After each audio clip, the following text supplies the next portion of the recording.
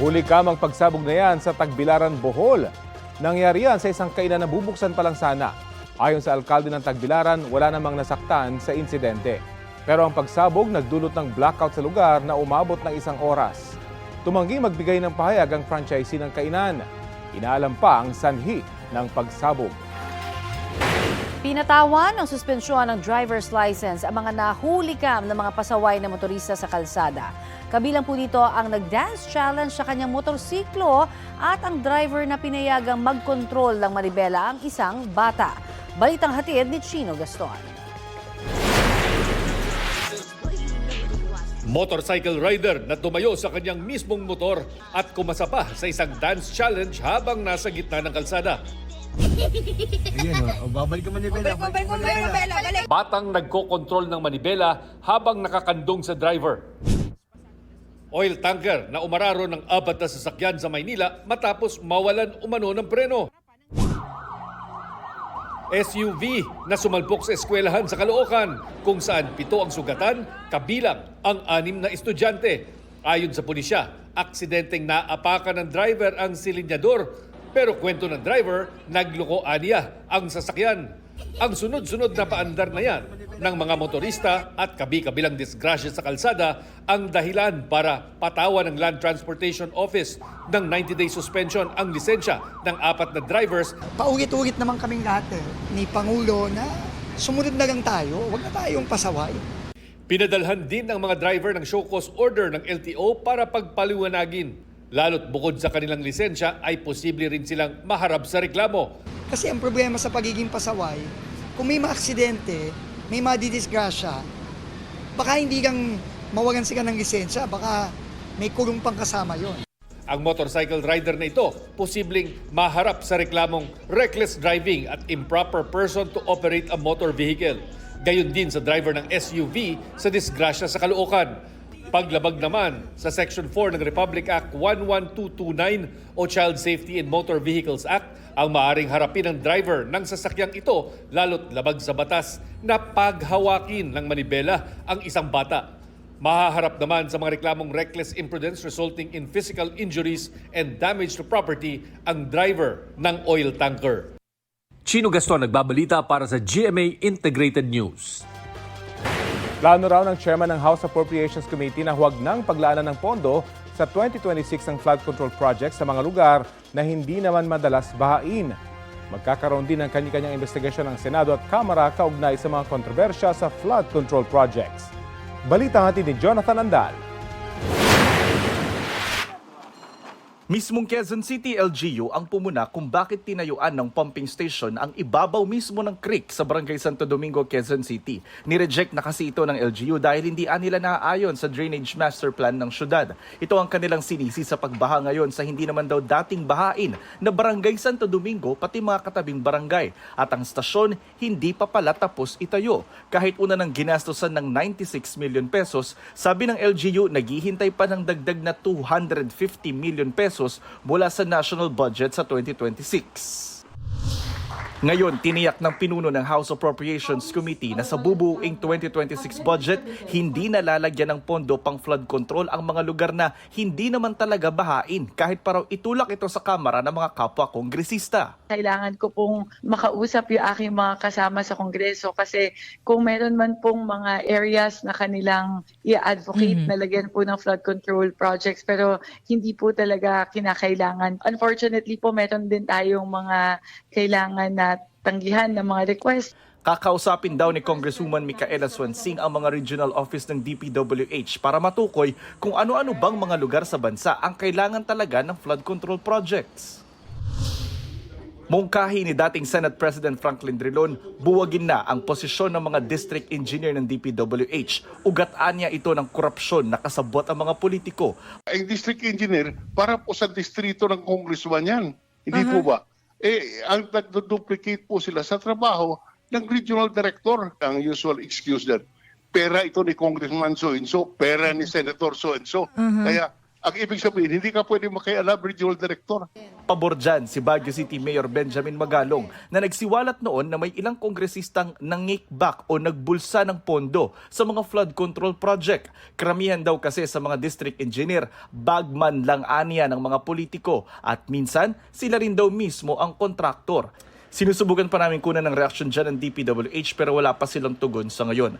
Sa Martes, sisimula na ang investigasyon sa flood control projects ng Senate Blue Ribbon Committee sa pamumuno ni Senator Rodante Marcoleta. May gagawin ding pagsisiyasat ang Tri-Committee o 3 komite ng Kamara, ang Public Accounts, Public Works at Good Government. Suwestyon ni Drilon, dahil may mga politikong dawit, huwag Kongreso ang mag-imbestiga kundi Ombudsman at COA o Commission on Audit. Sang-ayon din sa kanya si Senator J.V. Ejercito. Napagbibintangan po ang dalawang kamara pero masisiguro ko lang na sa Senado wala akong kilala na may contractor sa amin. Jonathan Nandal, nagbabalita para sa GMA Integrated News. Nakakaduda raw sa sinseridad ng pamahalaan ang pagtanggi sa alok ni Baguio City Mayor Benjamin Magalong na imbestigahan ang flood control projects ayon sa Partido Demokratiko Pilipino. Ayon sa tagapagsalita ng PDP na si Attorney Ferdinand Topacio, may tiwala ang tao kay Magalong at mayroon siyang integridad. Dapat daw bigyan siya ng kapangyarihan para imbestigahan ang isyung ito. Hindi raw po pwede itong gawin ng Kamara dahil maliit lamang ang tiwala sa kanila ng publiko dahil isinasangkot nga sila sa korupsyon sa mga proyekto. Ayon pa kay Topacio, itigil na ang anyay optics at palabas para malaman ang katotohanan. Nauna nang sinabi ng Malacanang na may binuo ng mekanismo si Pangulong Marcos para imbestigahan ito kaya nila tinanggihan ang alok ni Magalong. Handa naman daw silang tanggapin ang maitutulong ng alkalde. Nauna na ring sinabi ng House Committee on Public Accounts na isa sa 3 komite na mag-iimbestiga rito, pasasagutin nila sa pagdinig ang kongresistang papangalanang sangkot sa issue. Pinunan ni Oriental Mindoro Governor Homerlito Dolor ang kalidad ng mga gumuhong dike sa bayan ng Nauhan na mag-inspeksyon siya roon. Pinutol. At yes. Kaya naman, malinaw yan. Kung yan ay galing planta, dapat yan, ang ibabaw, very, very fine ang pagkalas. Tingnan mo ang kalokohan niya. Ang tamang pagre-repair, bubunutin. Saka ulit babalik. Ano ang ginawa? Tinulak. Tama ba yun? Sa inspeksyon ni Dolor sa dike sa Barangay Mulawin, tinangka pa siyang harangin ng security guard ng construction company na namamahala sa proyekto. Kailangan daw muna ng written request mula sa DPWH. Pumasok pa rin ang gobernador at nadiskubre ang mga bitak-bitak sa semento ng dike. Sa Barangay Tagumpay, manipis din daw ang semento, sabi ni Dolor. Iisang baka lang daw ang pampatibay sa dike na nakita niya sa inspeksyon. Paglilinaw ng gobernador, walang kinalaman ng provincial government sa flood control.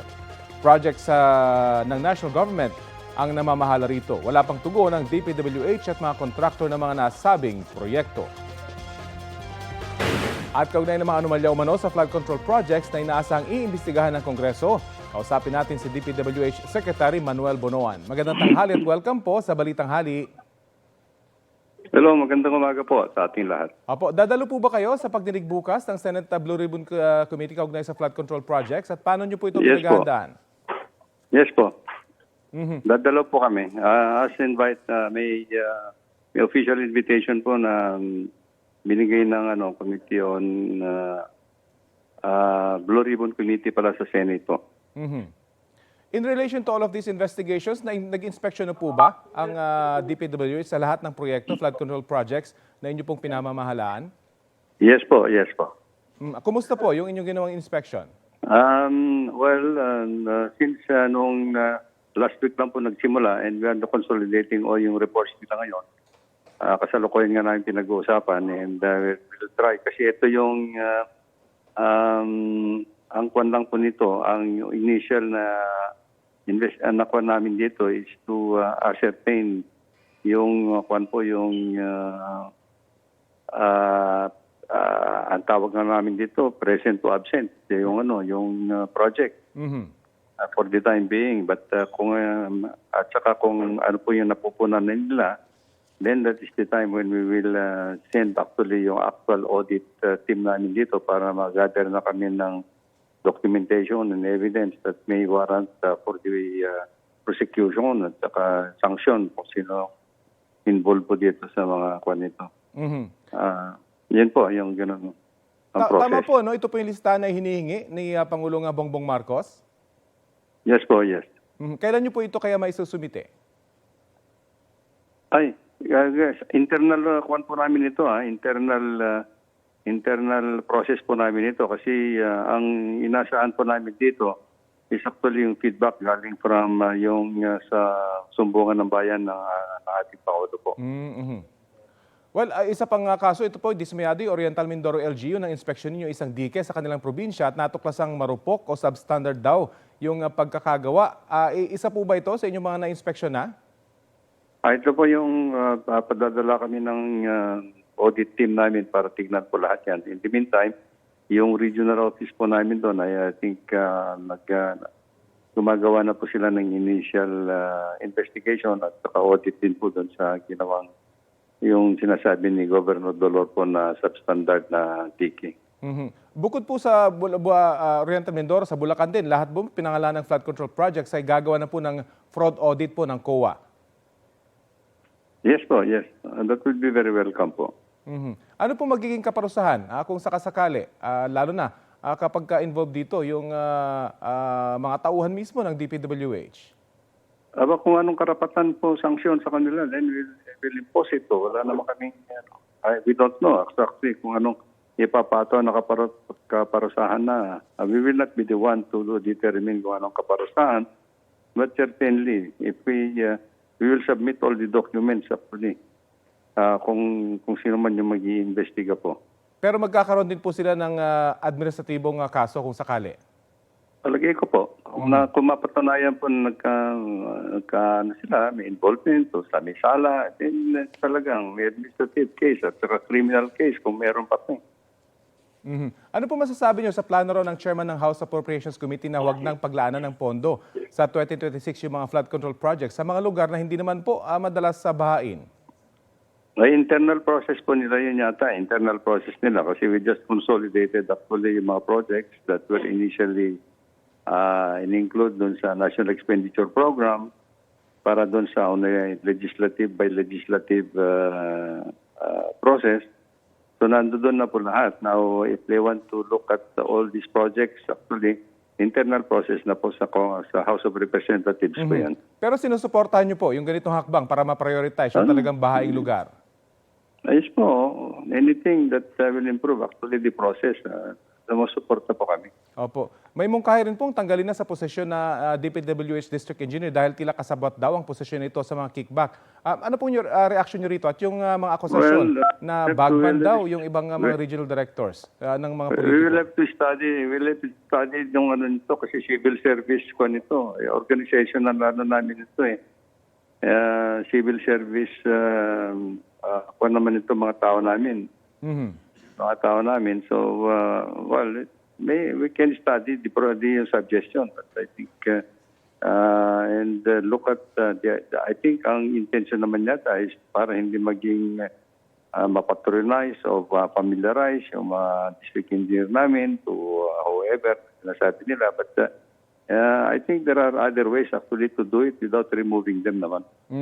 Kumusta po ang moral ngayon sa DPWH with all these accusations? Okay lang po sila. No? I think we're just, kung naman po sila ngayon, I think on their toes that I think na nag-iimbestiga at lahat po naman. And tingnan natin. And they are actually, kung po dito, na alam na nila that I have made my statement that whoever will be found to be involved at in any anomalies for that matter, we will not hesitate actually na bigyan sila ng sanction po. Okay, abangan po natin itong kabilang mga investigasyon na ito. Maraming salamat po sa oras na binahagi niyo po sa Balitang Hali. Salamat din po.